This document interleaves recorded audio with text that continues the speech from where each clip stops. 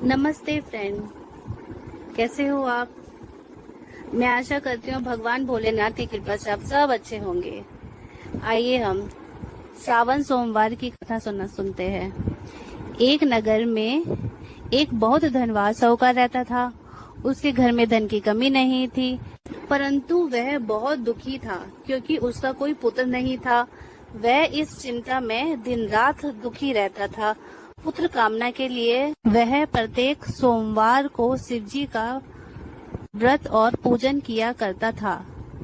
सायंकाल मंदिर में जाकर शिवजी के सामने दीपक जलाया करता था। उसके इस भक्ति भाव को देखकर एक समय माता पार्वती ने शिवजी से कहा, महाराज, यह साहूकार आपका अंतर भक्त है, सदैव आपका व्रत और पूजन बड़ी श्रद्धा से करता है। आपको इसकी मनोकामना अवश्य पूरी करनी चाहिए।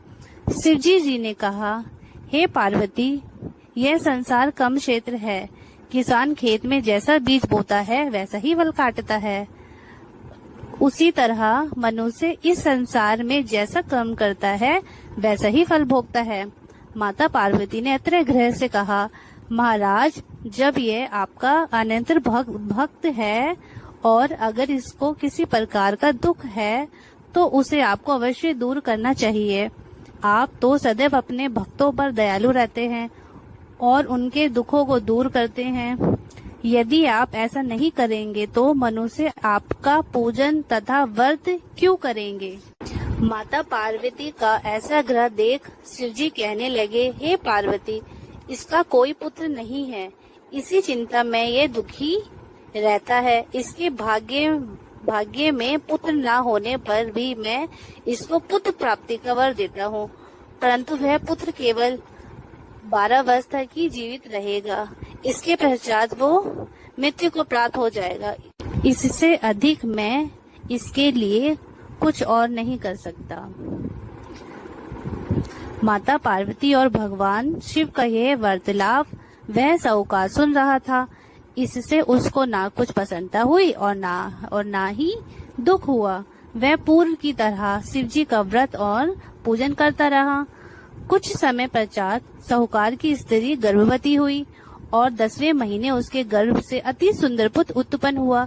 साहूकार के घर में बहुत खुशी मनाई गई, परंतु साहूकार तो ये जानता था कि उसकी केवल 12 वर्ष की आयु है, इसीलिए उसने अधिक प्रसन्नता प्रकट नहीं की और ना ही किसी को भेद बताया। जब वह बालक 11 वर्ष का हो गया तो बालक की माता ने उसके पिता से उसका विवाह करने के लिए कहा। साहूकार ने कहा, अभी मैं इसका विवाह नहीं करूंगा, मैं अपने पुत्र को काशी पढ़ने के लिए भेजूंगा। साहूकार ने बालक के मामा को बुलवाकर उसको बहुत सारा धन देकर कहा, तुम इस बालक को काशी पढ़ने के लिए ले जाओ। रास्ते में जिन जिन स्थानों से भी जाओ, यज्ञ करते, ब्राह्मणों को भोजन कराते तथा दक्षिणा देते हुए जाना। दोनों मामा भांजे यज्ञ करते, ब्राह्मणों को भोजन कराते तथा दक्षिणा देते काशी जी की ओर चल पड़े। रास्ते में एक शहर पड़ा। उस शहर में राजा की कन्या का विवाह था, परंतु जो राजकुमार विवाह करने के लिए आया था वे एक आंख से काना था। उसके पिता राजा को इस बात की बड़ी चिंता थी, कहीं वह राजकुमार को देखकर राजकुमारी या उसके माता पिता विवाह में किसी प्रकार की अड़चन पैदा न कर दे। जब उसने सेठ के अति सुंदर लड़के को देखा तो मन में विचार किया, क्यों ना द्वाचार के समय इस लड़के से वर का काम चलाया जाए। ऐसा मन में विचार कर उस राजकुमार के पिता ने उस लड़के और उसके मामा से बात की। वह राजी हो गए। फिर उस साहूकार के लड़के को वर के कपड़े पहनाकर तथा घोड़ी पर बिठाकर कन्या के द्वार पर ले गए। सभी कार्य प्रसन्नता से पूर्ण हो गए। राजकुमार के पिता ने सोचा कि यदि विवाह भी इस लड़के से करा लिया जाए तो क्या बुराई है। ऐसा विचार कर लड़के और उसके मामा से कहा, यदि आप फेरों और कन्यादान का काम भी पूरा कर दे तो आपकी बड़ी कृपा होगी। इसके बदले हम आपको बहुत सारा धन देंगे। दोनों ने इसे सहर्ष स्वीकार लिया। विवाह कार्य बहुत अच्छी तरह से संपन्न हो गया।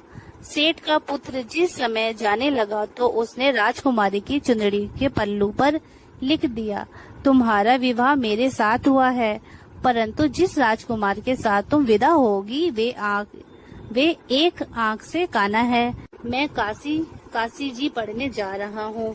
सेठ के लड़के के जाने के पश्चात राजकुमारी ने जब चुंदड़ी पर ऐसा लिखा हुआ पाया तो उसने काने राजकुमार के साथ जाने से मना कर दिया। उसने अपने माता पिता को सारी बातें बता दी और कहा कि यह मेरा पति नहीं है, मेरा विवाह इसके साथ नहीं हुआ है। जिसके साथ मेरा विवाह हुआ है वह तो काशी पढ़ने गया है। राजकुमारी के माता पिता ने अपनी कन्या को विदा नहीं किया और बारात वापस चली गई। उधर सेठ का लड़का और उसका मामा काशी पहुंच गया। वहां जाकर उन्होंने यज्ञ करना और लड़के ने पढ़ना शुरू कर दिया। जब लड़की की आयु 12 साल की हो गई, उस दिन उन्होंने यज्ञ रच रखा था। लड़के ने अपने मामा से कहा, मामा जी आज मेरी तबीयत कुछ ठीक नहीं है। मामा ने कहा, अंदर जाकर सो जाओ। लड़का अंदर जाकर सो गया। थोड़ी देर में उसके प्राण निकल गए। जब उसके मामा ने आकर देखा कि उसका भांजा मृत पड़ा है तो उसको बड़ा दुख हुआ। उसने सोचा कि अगर मैं अभी रोना पीटना मचा दूंगा तो यज्ञ का कार्य अधूरा रह जाएगा। अतः उसने जल्दी से यज्ञ का कार्य समाप्त करवाकर ब्राह्मणों के जाने के बाद रोना पीटना शुरू कर दिया। योगवश उसी समय शिव पार्वती उधर से जा रहे थे। जब उन्होंने जोर जोर से रोने की आवाज सुनी तो पार्वती जी कहने लगी, महाराज कोई दुखियारा रो रहा है, इसके कष्टों को दूर कीजिए। जब शिवजी पार्वती वहां पहुंचे तो उन्होंने पाया कि वह एक लड़का मृत्यु पड़ा था। माता पार्वती कहने लगी, महाराज ये तो उसी सेठ का लड़का है जो आपके वरदान से उत्पन्न हुआ था। शिवजी जी ने कहा, पार्वती इसकी आयु इतनी ही थी, सो भोग चुका। तब पार्वती जी ने कहा, हे महाराज इस बालक को कुछ और आयु दे दो, नहीं तो इसके माता पिता तड़प तड़प कर मर जाएंगे। माता पार्वती के बार आग्रह करने पर शिवजी जी ने उसको जीवन का वरदान दिया। शिवजी की कृपा से वह लड़का जीवित हो गया।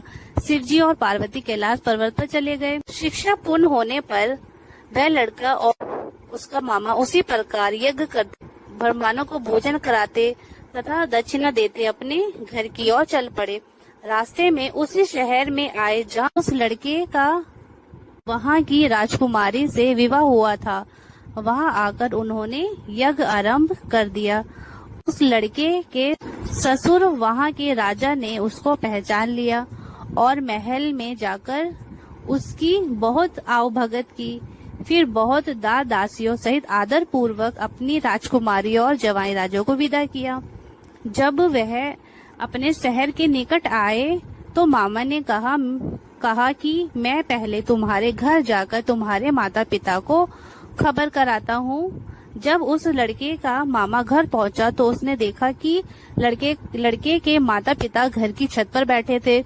उन्होंने ये प्रण रख रखा था कि यदि हमारा पुत्र सहकुशल घर लौट आया तो हम राजी खुशी नीचे आ जाएंगे, नहीं तो छत से गिरकर अपने प्राण दे देंगे।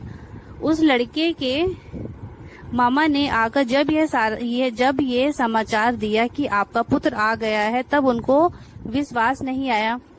तब मामा ने शपथ पूर्वक कहा कि आपका पुत्र अपनी पत्नी तथा बहुत सारा धन साथ लेकर आया है। तो सेठ प्रसन्नता से भर उठा। सेठ सेठानी आदर पूर्वक नीचे आए। बाहर आकर उन्होंने अपने पुत्र तथा उसकी पत्नी का भरपूर स्वागत किया। सभी प्रसन्नता के साथ रहने लगे।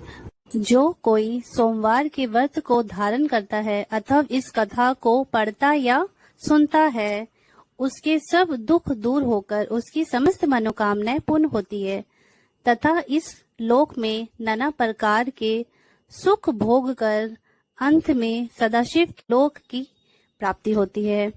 बोलो उमापति शंकर महादेव की जय। हर हर महादेव।